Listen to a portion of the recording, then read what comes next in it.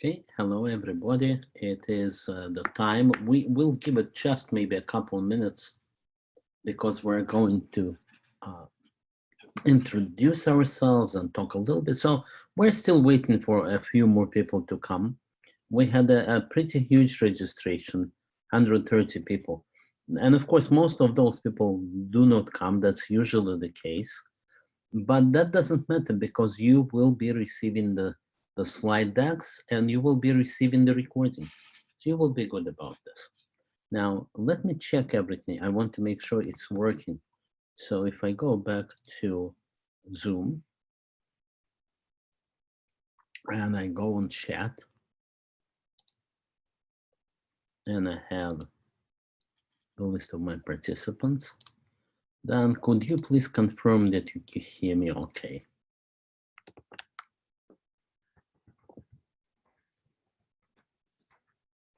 There you are. Can you hear me all right?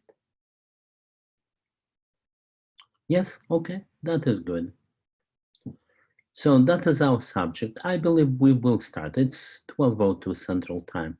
So we will start because the beginning is kind of introductory anyway. So here are the slides. AI for kids. Well, let us set the expectation. I'm just developing the course right now, but it seems to be very popular already. People started by telling their children about this, and I know that some kids also wanted to be on the line. So welcome everybody who considers himself a kid or herself a kid. And even my friend, I have a friend who is teaching as well. When his daughter heard about this AI for kids, she's 12. She said, "Oh, I want to be there. I want to be an AI for kids." So it started like a playful idea, but it seems to be going in the right direction. So there is a book on Amazon, but there's nothing like what I'm trying to do. Therefore, I'm going to show you what I'm trying to do here. And what I expect back from you is your reaction. Tell me, does it make sense? How was it? I'd like to teach it everywhere. I like to teach it in schools. I'm working on this with a friend who is from Africa, and he wants to teach in rural schools, giving the kids the advantage of knowing a lot about technology. And essentially, it's ready for everybody. So let's go. We said that it was AI for kids, and you can even learn it on your own. So maybe it will be a book. And my major goal is make it fun. If you're a mathematician, I am a mathematician, you may get absorbed into the formulas and pictures of numbers, and that really is distracting for those people who are not. Think of this. AI is artificial intelligence, and artificial intelligence means that somebody has the real intelligence, but right now we're creating kind of a same thing, but artificial. So you should be able to do it. You have your own intelligence. You shouldn't be a mathematician to understand AI. So that is the major idea. Ariel and Jeremiah are the kids who inspired all of that. And if we look at it as a course, which it will be, we're right now thinking about 2 3 hour course, then all you will need is internet. Right now, we have not come up with a way of packaging it into any kind of micro device that would not require internet. So for now, all you need is the internet. And we will not assume any knowledge. We will assume that the children are very smart. Children are sometimes smarter than adults, and especially today when they get introduced to all of those technologies very early. So these are the only assumptions that we have. And we can continue by saying that AI is something indeed that is for kids. So if you do this, if you teach kids AI, what do you think will happen? Well, you can talk about some obvious things. Here's build robots, fly drones, understand books, meaning that you will let the robots understand the books, or something else. So suggestions are welcome. But what we're doing here is an open experiment. Let's look at something like this. We'll look at Finland. But before we look at Finland, there is a definite benefit. Apart from knowledge that the children will get, and they will get knowledge. And maybe I should mention that I've been teaching for about 8 years now, that I myself have 6 kids. I taught them, and so I'm familiar with teaching the kids. So the one advantage to a kid to learn AI is that he will become quite popular. Today, as you can see in this picture, geeks are in. They are fashionable. And so basking in this unexpected popularity, that's what you will be as a kid if you're learning this. Today, it's okay to say that's what I'm doing. Today, it's okay to say I'm a nerd, I'm a geek, because that means you are cool. Okay, so that is the formal description of the course. That's what we expect, but we will see exactly what will come out of that. So let's look at one interesting company. This is Finland. Now, Finland is somewhere next to Russia, and that is somewhere in the northern part of the world. So that's a very pretty picture of Finland. But it turns out that Finland is a very interesting nation because it invented quite a few technologies, and it's very, very progressive. Well, first of all, what they've done is they have invented Linux, essentially a computer for today. And I hope everybody, even the kids, have heard about Linux, that it is a great operating system on which you can run anything that you want. That's step number one. Here's that fashionable hero, Linus Torvald, and he talks about how he is a real geek, a weirdo, and how he is also one of the 17 most popular people on the planet. And then he has a lots of other things about him. He invented 35 things, patents, and there is even a little planet, an asteroid named after him.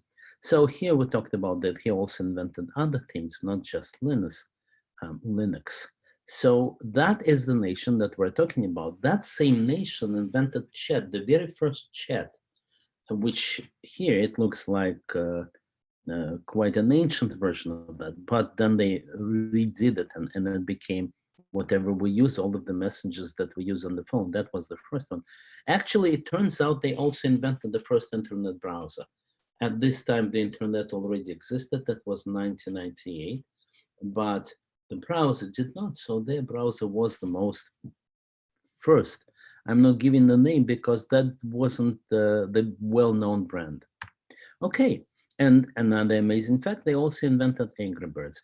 By the way, Angry Birds is a popular game. I hope everybody knows that. And it doesn't come easy. That interesting company teaches you something else. That was game number 50 that made it. So you work pretty hard. You release 49 products, and then product number 50 is what makes it. So that is the nation, but today something very interesting happened about Finland and AI. Being that they're obsessed with text, and here's a little story about personal things happening between the prime minister and his girlfriend, and a text exchange. They are into all interesting new things. So it is a very small country, the population of just about 6 million. They decided to learn about AI and to become the leading nation about AI. You probably know that AI is driven by Google and Facebook and Microsoft and Baidu, to name just the very first 4. And that's the game for very big companies. But Finland is much smaller. So what they decided is we'll do an experiment that nobody else is doing. We will educate our population, everybody.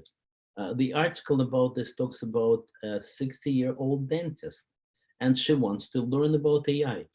The way they did it was to engage all of the companies in Finland.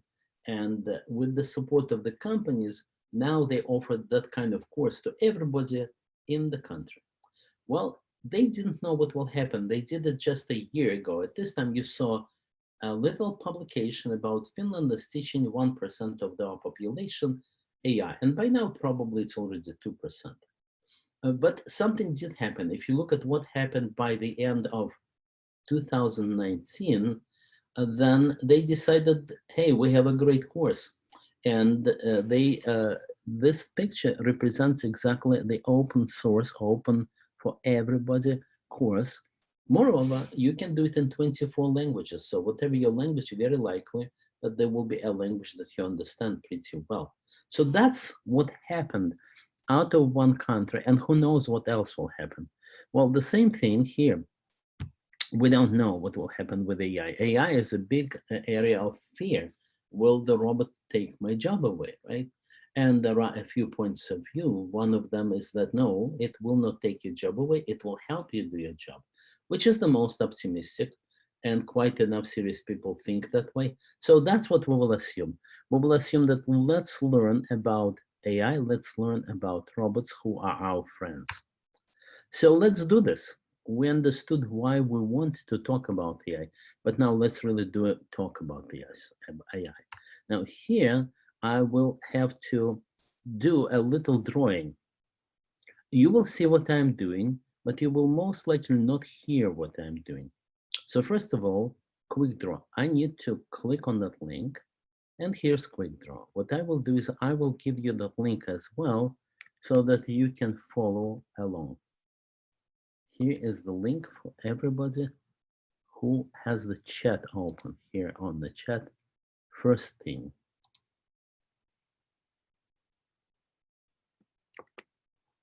There you are. This is quick draw.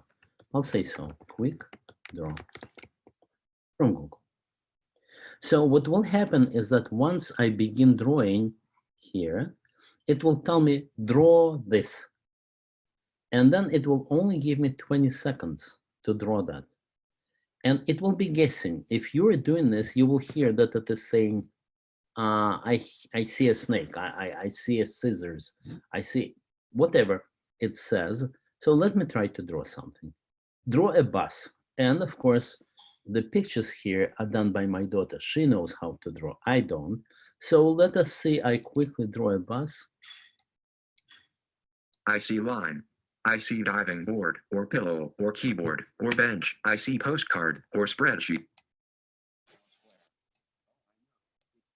Oh, amazingly, I got it. Well, I'm not going to continue, but I do recommend that you will continue and draw all these 6 drawings. It will only take you 20 seconds times 6. So it will only take you 120 seconds or 2 minutes. So I think it's fair to ask you to please draw that. Let's see. Somebody is saying something.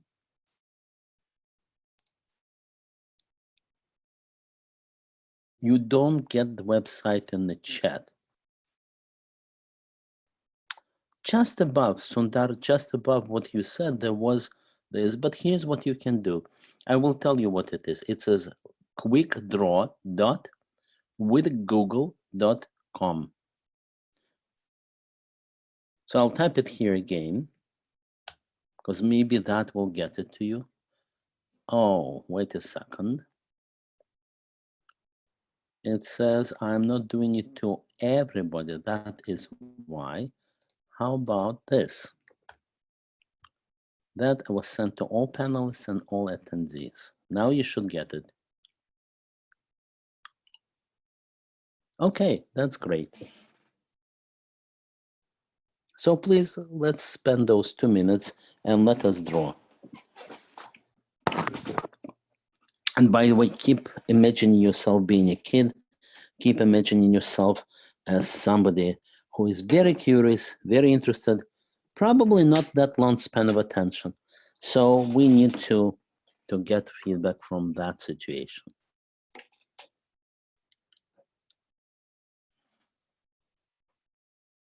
And when you start being done, then please tell me I'm done. That way I will know that you're done, and I will continue. Those people who are not done, they will continue drawing. That's fine. I just want a general indication of where we are. Okay, Gobinath is done. That is good. So good. How does it work? That's AI. So let me do this. Let me refresh. Go to the very beginning again.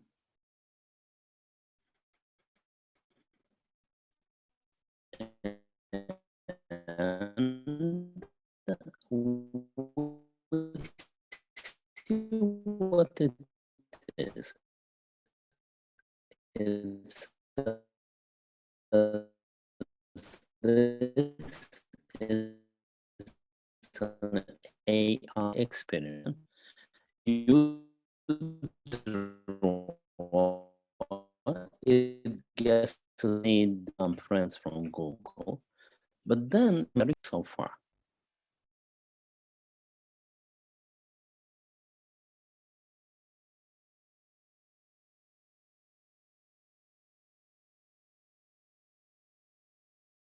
Okay, I apologize. It seems like I had an interruption on the internet, but now we're all good, right? So this is the picture that we're looking at. This is about 50 million drawings that Google has accumulated. And that also tells you a secret of exactly how they work. First step is they collect all images. Initially, when they created this, they had themselves put to work and they were drawing little pictures. Obviously, people who are very much adept at that, they were first. So you can see pretty nice, very good pictures here. Here's an angel. All right, let's go back to our slides and continue with the structure. So that is a way to recognize pictures. And as one Google engineer put it, when I was previously looking and explaining how I'm looking for flowers, I was telling, well, I tell the computer to look around and I want it to see a word flower. Or maybe that word will be in part of the HTML coding and it will be a meta tag and it will say flower if the people are not lying. That was a little bit dull for the child. Now he says, with that kind of software, I just tell it, please look for the flower and it will find the flower. Well, exactly how does it do that? I'll show you a little later. My intent is to really go all the way and show you how the technology works. We're not just saying that's what you can do. We're saying that's how you can do it. So very good. That's the neural network that we'll be talking about. And these are the 50 million drawings. Some of them are very interesting. Like here you see a picture of a girl who is looking at all kinds of angels and she's thinking at, how can I do that? But Quick Draw that can do all of that.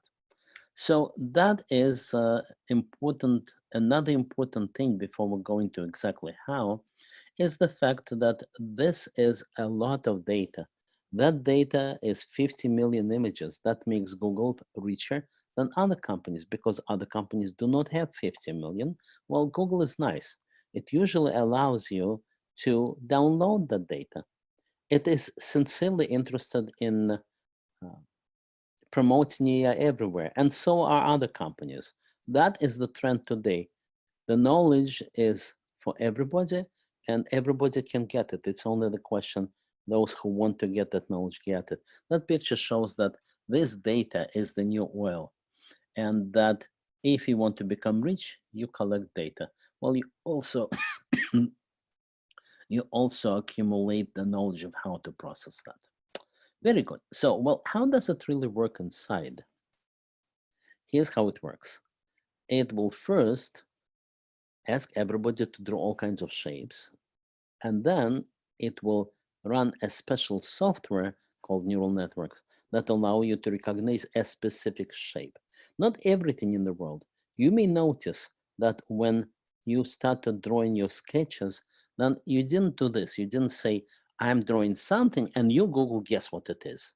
No, it was more supervised. Maybe you didn't notice, but it says draw a map or draw a umbrella. So all it has to do now is compare to all of the umbrellas in the world and see which is the closest to the umbrella. So that really is the whole secret. If you have a big enough computer and if you don't have a big enough computer, then you just combine small computers together into one huge computer to which there is no limit. So you tell it, well, tell me, is it closer to a brush or to an umbrella? And that's the whole story. How exactly can I ask, tell me, is it closer to a brush or to an umbrella? We'll come to that. But now we understand how Quick Draw works. Now, that is called supervised learning because I'm giving it a lot of examples of how I do it. And now I'm saying, well, computer, please do the same. This is supervised learning. This here shows you how Facebook made computers recognize faces. which by now is very standard. Of course, people who were born in, let's say, 2015, the minute they got their phone, let us say maybe in 2017, they already are used to the fact that, of course, Facebook recognizes this as Uncle Moshe. But to us, it's quite new. And so how did it work? Well, everybody takes their pictures, and then they also say, that's me. That goes into the Google repository, and Google runs a lot of recognitions, well, Facebook in this case, a lot of recognitions, but it knows who is who. Well, while Facebook was doing this, they did not know who was who, so they used a different device called Mechanical Turk. Mechanical Turk is a little bit to the side from AI, but it's found everywhere. For that reason, I'll just show you the picture of Mechanical Turk.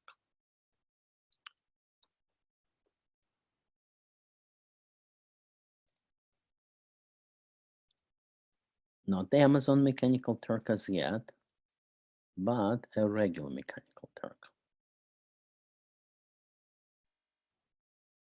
Well, let's find it in images. That's good. That's a good image. So that story happened about 150 years ago, when there were no computers, I'm sorry to say, and then there were also no chess playing computers. And then somebody brought up a box, and that box said that I am a computer that can play chess. Well, that aroused some interest. It turned out that inside of that was a person. That person was dictating the answer. So that became popular. The person happens to be from Turkey. So anytime that you're only imitating AI, you're trying to pretend that it is a thinking machine, but really there is a human inside, and that's called the Mechanical Turk. So you saw here that there is such a service on Amazon. You can subscribe to that. You can say, tell me whose face is that by looking at his pictures that I'm giving you as well. Is that Mary or is it John? Given that I'm giving you a lot of Marys and a lot of Johns. So when you're building such a thing, you subscribe to Amazon and you send out those pictures and the people then work for you. That's how supervised learning is really trained and implemented. And the popular term here that I use is trained. That means that I'm giving a lot of data, lots of faces, lots of Helens and Rebecca's, and it knows who is who. Now, how exactly that works is shown in this picture. Now, guys, I'm taking you deeper. I'm going to give you that picture and I will explain what it means. That's a real neural network, but it's amazingly easy. So we go here and we're saying go to here, Playground Google TensorFlow. So I'll give you that link as well.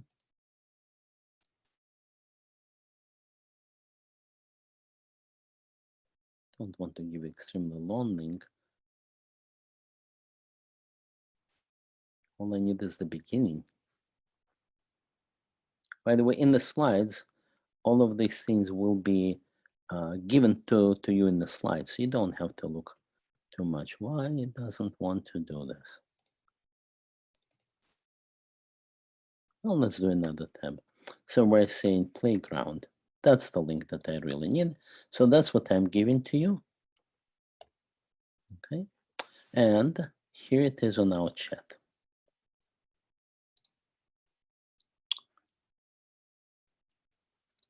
Oh, thanks for telling me. So that's because I was out and I wasn't sharing. Here it is, guys. Thank you so much. And sorry for all of that time. Well, the slides will replenish that loss. But we'll continue. We're here right now. And this is exactly how we recognize our pictures. Now that we can see the slides, we were right here. We were doing the recognition of faces. And by the way, I hope that that at least is what we were going through. And that is where we are right now. So here's the technology that enables it. Here's what you do.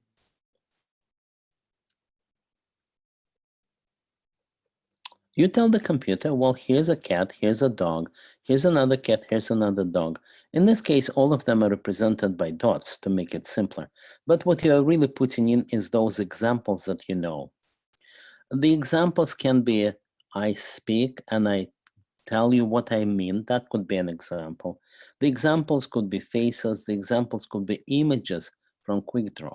The examples could be those images. But in all of those cases, I'm giving it some examples. So here are my examples. And what I'm asking it to is to find the answers. I also give it the answers. So all I need to do is make that neural network come up with the answers that are exactly like mine. Here's an example. I know that I have orange people and I have blue people.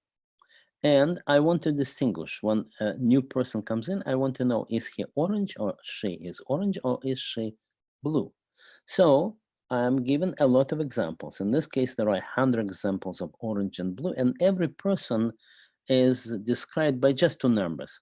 How far is he on the x-axis and how far is he on the y-axis? So you can think of that as people jumping on maybe the chessboard, and we know that all of the orange concentrate in the bottom left corner and all of the blue in the upper right corner.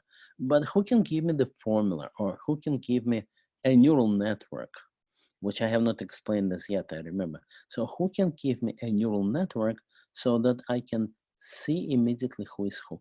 That's who. So let me try to do this. I click on here and the neural network begins to train. And as you can see, it trained itself pretty well.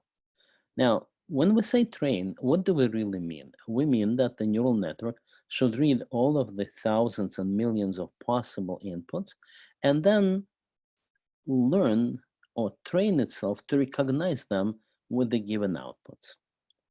Now, practically what it does is this. It connects every neuron to another neuron. For example, from the input, I go to this neuron. From there, I go to this neuron. What do those neurons do? The neurons just multiply my number. As you can see, I take that number found here, I multiply it by 0.-026. Then I take that same number and I multiply it by -0.15, and that I send to this neuron. Then I take the same number, it's becoming pretty dull, right?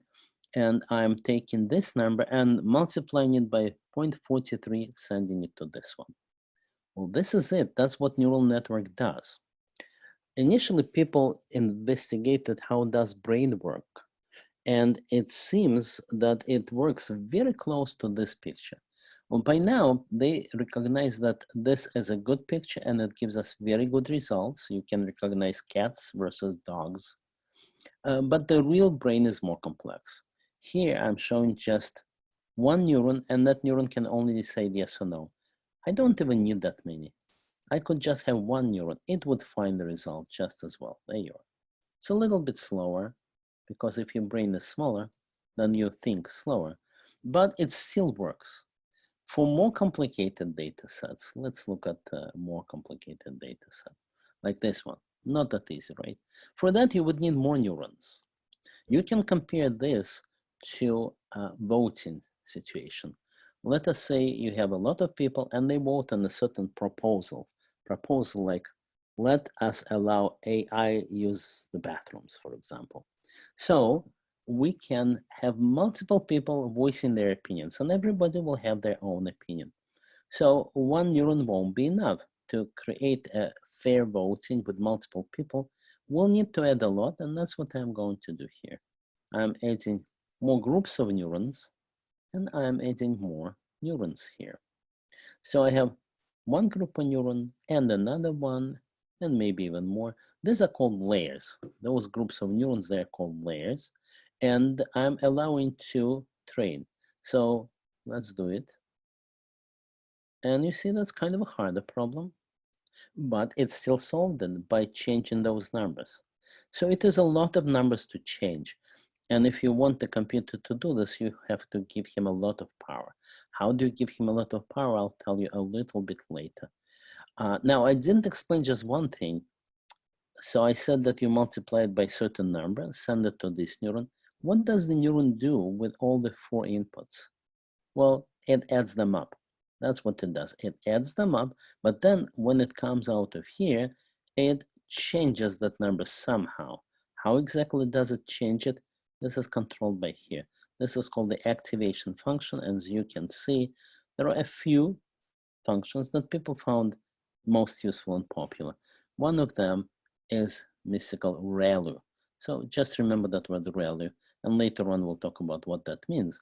If I use that function, then it will be a little different, you see. It has a little bit different shape, but it still works. So this is the essence of what happened in the world, that people thought of imitating a human brain for a long time. And first works and first papers came out 20 years ago. For example, the first work to recognize pictures and faces came out in 1998. But you didn't have Facebook at this time. You didn't have that many faces to learn from, and you also didn't have that many computers, because a neural network like that would have 6 layers with very many neurons in each. And so it would take a lot of time to change those numbers, and a lot of time is a few days. But they didn't have such computers. Now in 2015, 5 years ago, they did have that much computing power. And that is where they dug up the old paper. Well, the author was still working. So, so you didn't have to dig up the author, but they used his work, and there you got the face recognition perfect. That's all because people started using more and more computing power. That changed everything. And if you think that you never heard about AI up until now, up until maybe 2015 or 17, you're right, because there was not that much computing power to start imitating the brain. So that is still not connecting. Yes, I told you that is how it works, but what then? So let's go on a little bit more, and let's apply it to some practical purpose. So let us say we tell a computer a very popular competition. Some people like dogs and some people like cats. So, hey computer, please try to recognize, is that a picture of a dog or a picture of a cat? Now, in class, I would ask the children, how do they think a dog is different from a cat? But I'm not asking you this right now unless you want to type. What I'm doing instead is I'm saying, well, I will collect a few thousand at least pictures of the cats, a few thousand pictures of the dogs, and hopefully our neural network will start working and it will recognize who is closer to a cat, who is closer to a dog. Now, we humans, we make mistakes. I have a very pretty cat. It is a small gray animal that looks sometimes to some people like a monkey, and sometimes to some people like something they never saw. So we make mistake, computers make mistake, that's normal. So instead of telling us, yes, that is definitely a cat, we're not sure of our opinion 100%. We're saying, well, we're probably thinking that's a 90-95% a cat. That's the answer that the computer will give us. It will say, this is the closest to the cat, this is the closest to the dog. Now, well, let's really run it. I said that there will be a neural network. I said that we will be able to tell a cat from the dog, but I never showed you. This is how you would do it. So up until now, we were just playing. That is called the playground. We're playing with those neural networks to just understand how they work. But Google gives you something else. It gives you a Colab. And in that Colab, you can write code. So I think everybody knows what the word code means. That is the instructions to the computer on how to distinguish between cats and dogs, or really how to learn to distinguish between cats and dogs. And this is free. All you have to do is go to Colab Research, google.com. I'm giving you that link on the chat.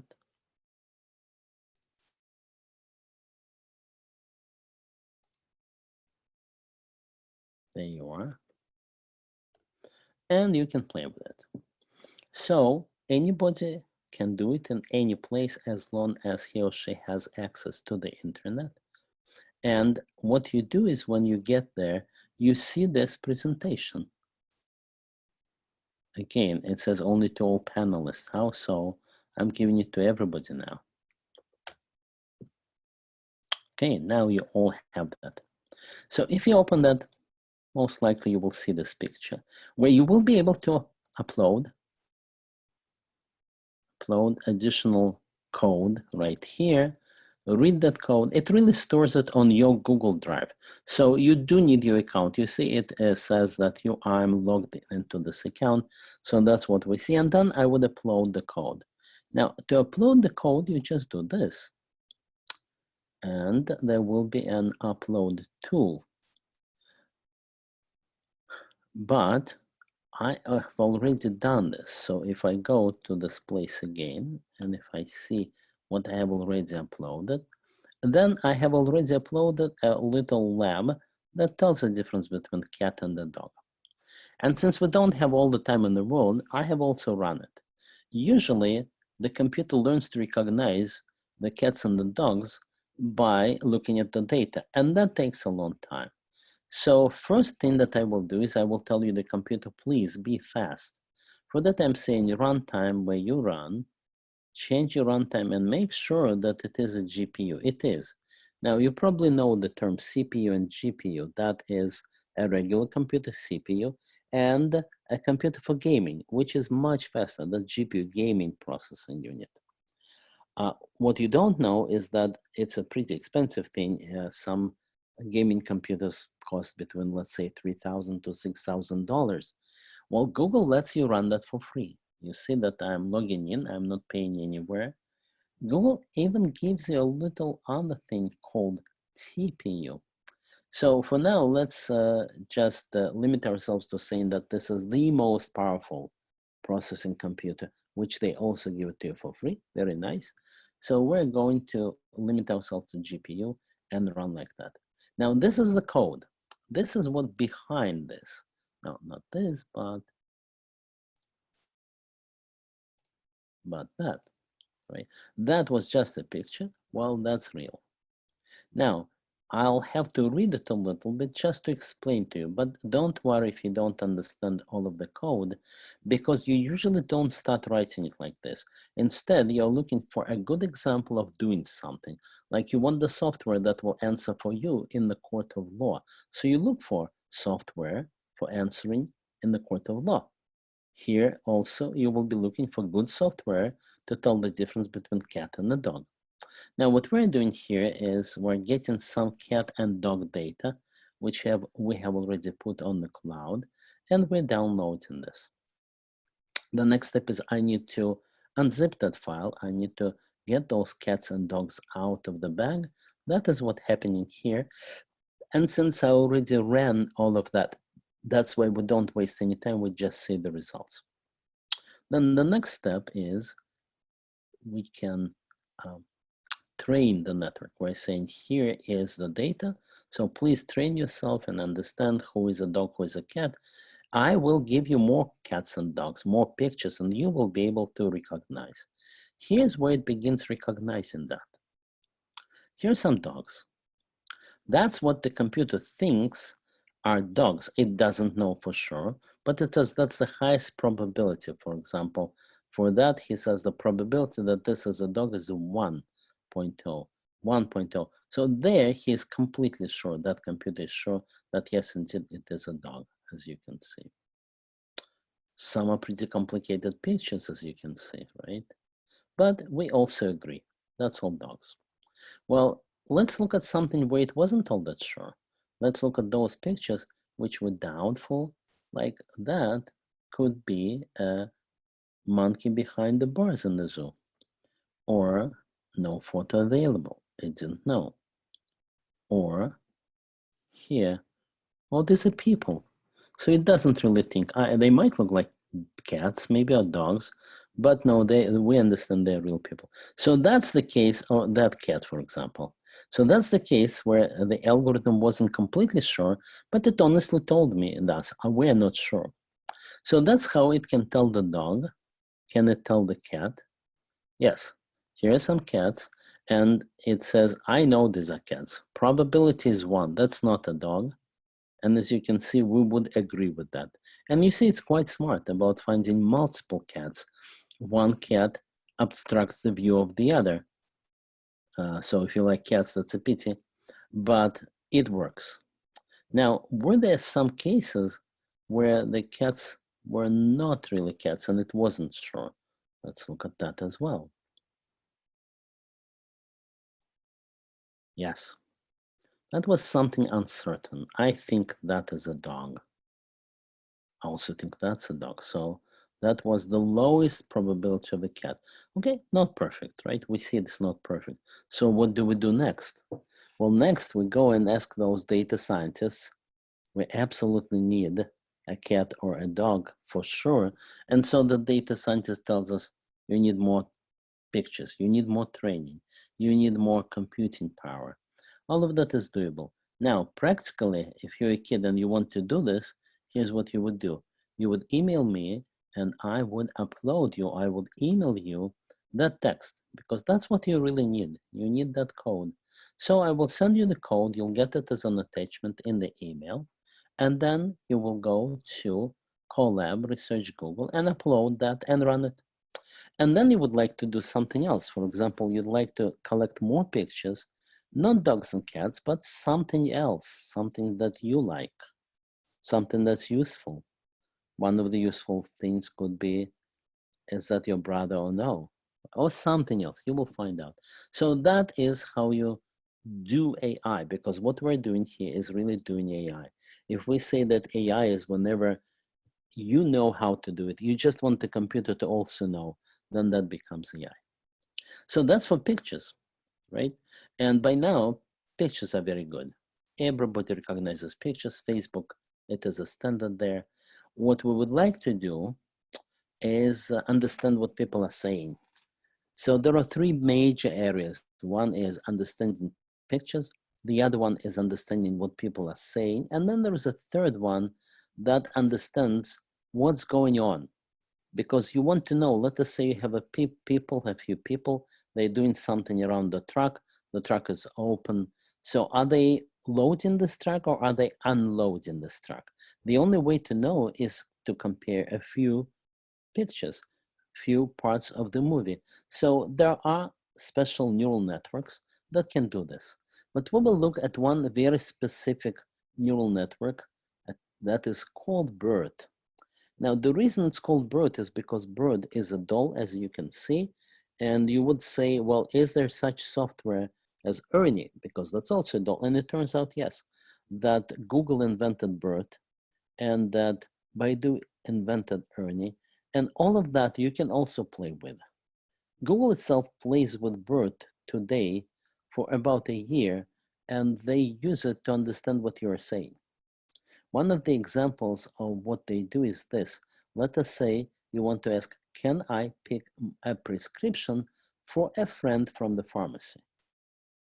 So if Google didn't use BERT and didn't understand what you're saying, it would just think you are talking about prescriptions at the pharmacy, show you the pharmacist, show you prescriptions, and maybe some illegal drugs as well. But today it understands that what you're asking is really in one of the most insignificant words, for a friend. And it will understand that, and it will exactly tell you the rules of picking a prescription for somebody else. Turns out, by the way, that yes, you can. So this is BERT. But what we really want to know is, how does it work? That's what we're doing here, AI. How does it work? Well, the answer is this. BERT works by doing what is called supervised learning. Up until now, when we were working with pictures, we said, well, give me examples of pictures and I will tell you what they mean. But please give me the answers. So here too, we're doing the same thing. We're letting BERT read all of the Wikipedia. And then we're letting it read all the books, all of the books in the world. Today, that is doable. And then we're saying, well, train yourself to understand the language. And BERT does this. It looks at the text and it removes some of the words, actually 15% of all of the words, and then it plays with the meaning until it replaces the words back. And it says, the word that I took out was a bucket, and I'm putting it back because by comparing all of the words around, I know that word was a bucket. So what happens when a computer can replace those words that you or he initially took out? What happens is that he gets some reasonable understanding of the text. It's a little artificial. He doesn't really understand. We do. So far, computers don't, and it's a big question if they ever will. But by playing and training themselves, they pretend that they do. So we're not going into this philosophical discussion, what is intellect and do we pretend to have it or do we really have it? But at least BERT trains itself by taking out the words and putting them back. That really is called self-supervised learning. And that's wonderful. You don't need any mechanical Turk, which costs money, but you can do this kind of training for free. Well, the wonderful Google not only gave you the code that we saw before, but it also gave you the results of BERT reading all of the Wikipedia. So it is already pre-trained. It's similar to taking the computer to school and telling it will go through middle school, go through high school, understand what I'm talking about. The next step is we need to tell it some final task that it is going to do. For example, it's going to answer questions. This also is imitation. What we do is this. We take a BERT that went from middle school to high school and now understands English. And then we're saying, and now read this Stanford test with 70,000 questions. Remember all of them. And when somebody asks you a question, look that question up in the 70,000. You're a computer, you can do it. And it will try to understand it the best possible way, the way it's been trained, we just saw that it can understand the essence of the question. Find the right place in the Stanford test and then find the answer and give you that answer. So as you can see, it is a computer system, but it works. It turns out that that is what all the big companies are doing today. That is what Microsoft is doing. And if you look on CNN, you'll see all of those advertisements about, oh, we understand what you're saying, we understand it much better. So, well, you will tell me, can you do a lab? Can I try something like this? Let us try. What I have done is, again, I go to Google Colab. Let's go there.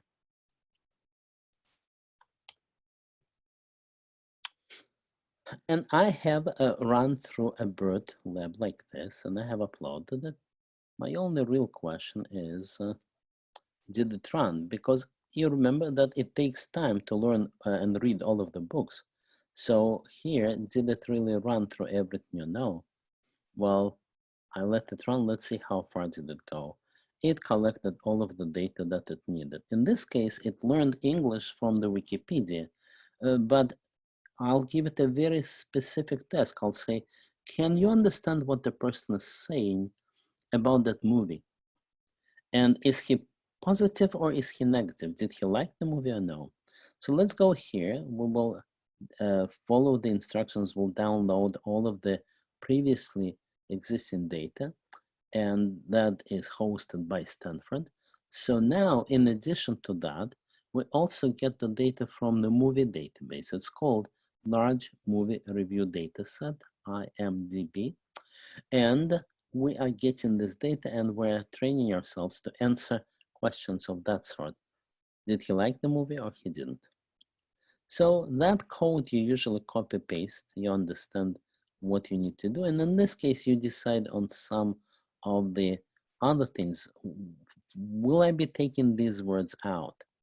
Because if these are what is called stop words, there are too many of these, then I'll take them out. And sometimes I won't. That is something that is called fine tuning. I need to make sure that BERT is smart and working right. And then I let it train. It will be a lot of work. In the end, it should be doing this. It says, this movie was absolutely awful. So was it yes or was it no? In this case, it found out, yet it was negative. It was pretty bad. The acting was a bit lacking. This is a very mild way to say that you didn't quite like the movie. So we're saying it's negative. It's not perfect, but it is not terribly negative. You can see that it is negative only in a small degree, like 1% negative, as opposed to here, much, much more negative. Okay, and then the film was creative and surprising. That is positive. What I could do now is I could create my own predictions. I can write something and I can run it here, right here, and try that. So I would have to go and start playing with this, finding where that was created, right? And then asking right here, I would add something else, and then I would ask Bert, well, what do you think? What did the guy say? Did he like it or no? That is the second lab that allows you to really try and play. And this is one of the most powerful AI today that we're looking at, that was invented just a year ago, already packaged by many companies, including Microsoft and including Facebook, to give everybody their fair share of praise. And all of these guys who are doing this, they're all friends, they all work on different things. So let me show you just a couple guys. Here's one of the chief guys there, and they're all cool dudes, by the way. So here's Jeff Dean. Jeff Dean is the chief scientist at Google. Okay, and that's him. And he came to the city where I live, Houston, and he presented at the university, Rice University there. And he invented much of this AI. So there are lots of jokes about Jeff Dean. For example, Jeff Dean, when he writes an email, all other emails just stand aside. They wait till his email goes through. Or another thing, once the Google computer broke and nobody was answering questions. So Jeff Dean started answering questions instead of Google computer. And not only he answered all questions very quick, but the users like it 10% more than it used to be with the Google computer. Well, they had to relieve him of that because he needed to go home. That's Jeff Dean. Another, just one more interesting fellow that I will show you is the one who invented word to vector. He's also a very colorful personality.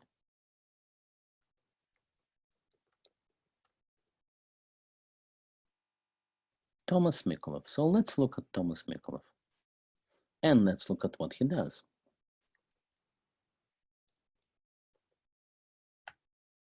Okay, that's Thomas Mikolov for you. And what he invented was some of those wonderful text understanding ideas that came out of Google. Then he went to Facebook right now, and at Facebook, he's trying to create a very generic way of understanding so that it won't be another cat versus dog. He says, whenever you train cats versus dogs, that is essentially another cat versus dog competition. That's no big deal, guys. What you really need is a complete understanding system so that you just give it whatever the inputs are, and then it gives you the answers. And you don't have to program it again and again with your neural networks. But he's very far away in his research and is still looking at another 5 years. So these are the interesting people who are doing all of that, just to show you that it's fun, and you get to work with some very interesting kids that are doing some very interesting stuff. Now in class, I would also do a hackathon. Let's do something. Let's divide ourselves in teams, and each team will be working against another team. But for us, we're done.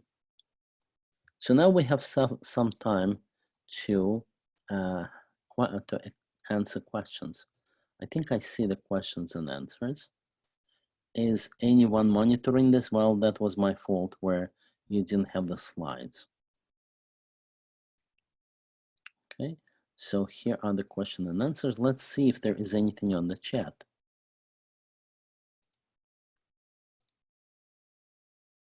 No, nothing on the chat. That's fine. You can always ask your questions later. You know where to find us. You just reply to that email that allowed you to sign up for the webinar, right? So if I go and check Then we have all of the people here, just that they're not saying anything, and we're good. So I'll give you a couple minutes. If you come up with any questions, good. If not, I will just wish you a very good afternoon. But please, please ask if you want the slides, you're welcome. If you want the recording, you're welcome. And if you want to say something, you're very welcome, because I really want to know, what do you think? Which kids would like it? What could we change so that the kids would like it? Okay, so thank you very much, everybody. It was a great rehearsal. Would we get the presentation video? Yes. Yes, you will, and that will be an email. You don't even have to do anything. You will get an email which says, here is your video. Next question, do you have to train BERT anymore yourself? That is a great question. You don't really have to. What you can do is use the existing BERT, and whatever answers it gives you is good enough. And that means you can look at technically we're talking about embedding, and embedding is a conversion from a word or from a little text fragment to a vector. So you'll get those vectors, they will be more precise than any other system gave you before. And then what you will do is you'll use them. For example, if you're looking for something that's very close to what you said, you can calculate the vector distances between all of the fragments that BERT has and your new thing, and you will say, well, that's what he's looking for. But a better way will be to find a way how you can train BERT to answer the last step. You will take the neural network as is, you will download it, you will load it into the neural network, and you will freeze all of the layers up until the last one. The last layer will be a fully connected neural network that will answer the questions. For example, there may be 70,000 questions, and you need to find which one you're closest to. And you would have to train it. For that, you would have to do the last step of training that will exactly do what you wanted to do. Where to learn to code like this? That's a great question, because everybody who sees this code, to me, they say, oh no, I cannot ever write this code. But the thing is that you don't. Usually with that kind of coding, you don't really write it from scratch. Instead, you take a tutorial. For example, what you would do is you would go find BERT tutorial, right? BERT tutorial. And it will come to you either on PyTorch, which is one of the libraries, or on TensorFlow, or today there is, I think, the third one called Hugging Face. It's a new interesting library. In any case, let's go with TensorFlow, which today is the most popular. And now you will see that code. You will copy it, you will upload it to, let us say, Google Colab, or you put it into your own, and you will start understanding what exactly they're doing. I'm trying to see where is the code, and then how can you change it. So you learn by first running it, then imitating the changes, and only then after that you begin changing it the way you want. Is that something that answers your question?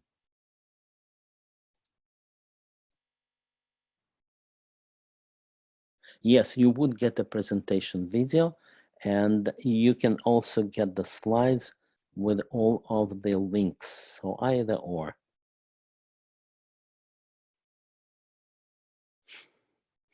Okay, that's wonderful. So I wish you good luck. That's fun, as you can see, fun to work with those things. And so, well, tell us about your great results, okay, when you get them.